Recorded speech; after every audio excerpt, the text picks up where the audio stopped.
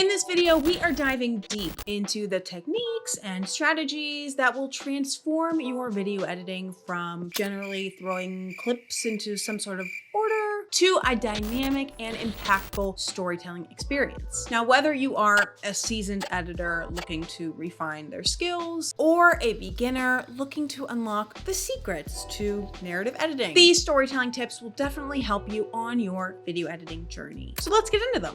Surround yourself with stories. This one's easy because more than likely, if you want to pursue a career in narrative editing or some closely adjacent type of video editing, then you love movies, you love good TV, you love documentaries, and you may love books. Ideally, if you're in this field, you love stories, both consuming stories and creating stories. Now, looking for jobs and the world around us can be really stressful. Personally, for me, I do find it difficult to get invested in movies or TV shows that are coming out because it's just a lot of time you have to then dedicate to watching those stories. And don't even get me started on reading. I literally cannot read a book to save my life anymore. So sad. But whatever you can do to surround yourself with stories, whether that be increasing the podcast that you listen to while you edit, or maybe placing your TV at a slightly different angle while you work or while you do other things so that you can get your content in while you are creating content or doing whatever you're doing. I do think it is important for us as video editors, particularly creative video editors, to ingest content on a regular basis just to keep our creativity levels at a good level. And I do think it helps increase our idea flow in terms of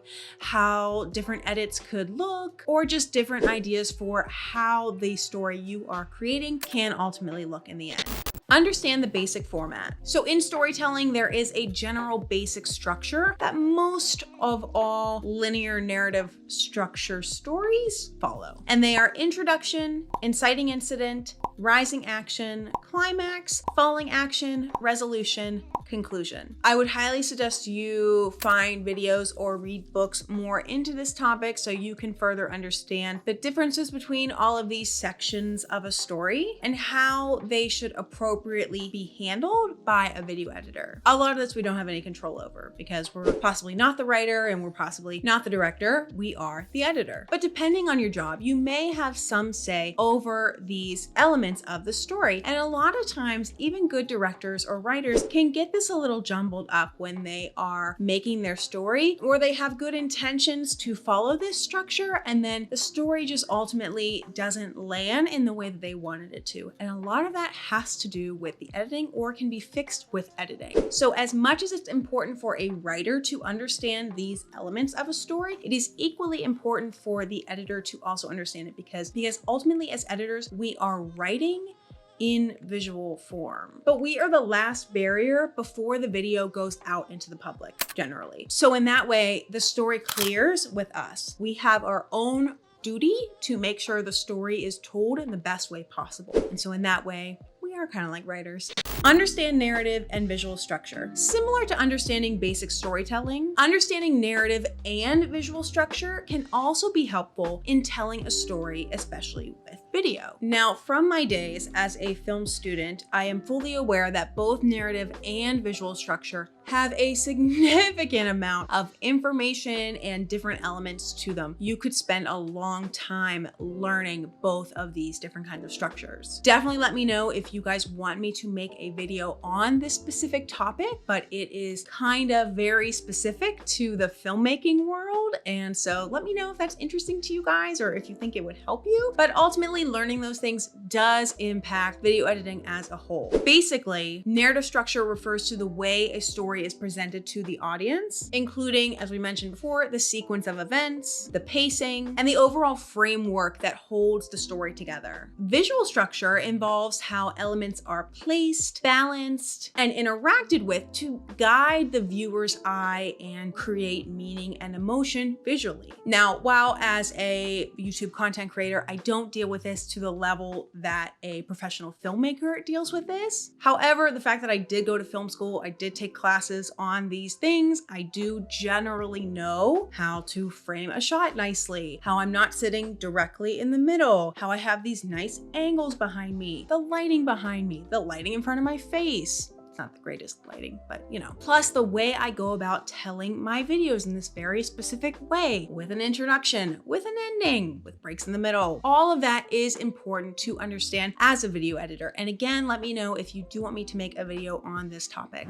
Oh, and if we haven't met yet, hi, I'm Colleen. And in this channel, I help you to get a video editing job and I help you get paid doing what you love. So for more tips on that, be sure to hit subscribe with the bell, ideally, so you don't miss any of my videos when they go live. Keep your viewers focused. You know, something I love about YouTube videos is that attention and engagement is usually prioritized higher than it is in film artistry. And this isn't always the case depending on your niche. But of course, to any degree, in any video that you want someone to watch, you usually want them to be engaged throughout the entire thing. But how do you go about doing that? Well, a lot of that has to do with just learning over time how to cut videos faster, how to make your pacing faster. You be watching something and you think, yeah, this is paced well. And then you share that video with someone else and they're like, wow, that was just so boring to watch. Like it went on forever. Like, how could you watch that? You know, so it's really important to have a good understanding of what keeps people focused. And I do think that YouTube is a great platform for that because it's so focused on keeping people engaged. Please watch my video the whole way through and let me put in all these engaging things that make people want to watch the video. You don't really see that in a Christopher Nolan piece. But then of course, filmmaking has their own way of keeping viewers engaged. One being you paid to go watch this movie, so you're gonna sit and watch it. But I digress. Understand how to keep the viewer focused. Watch more YouTube videos by very popular creators and see what they're doing and see how you can create that for your own personal niche.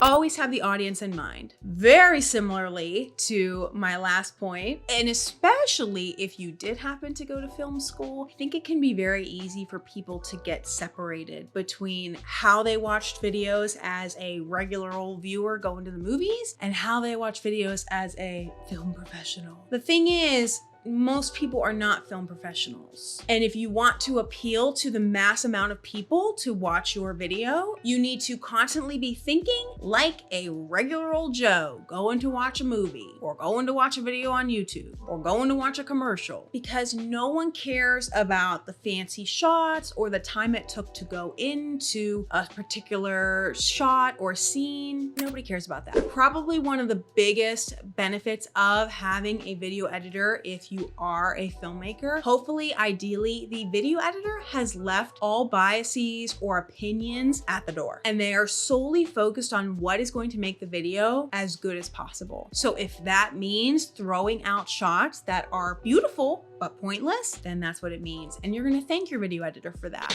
Music and sound make the story. Understand that it is a fact that poor audio will ruin a video way faster than poor visuals will. Good audio, good clean audio, as well as engaging music can hold a viewer's attention way better than a lot of visuals. And I've noticed this myself. Wow, it can be a pain in the ass to put in extra sound effects into my videos. I myself am more attracted and interested in watching that video than I would be if I took them out and just put in a couple shots of B-roll. It's not really a long note that needs to be explained or anything, but just please don't underestimate the value of good sound and good music. Look for constructive criticism. Again, very related to other points I've noted, but it's important for other people to watch your video. As much as you may be insecure about maybe your demo reel or a found footage project that you made, or maybe a passion project that you've been working on, showing that video to someone else will give you a sense of how your audience actually would feel watching it. And ideally, that person is a trusted confidant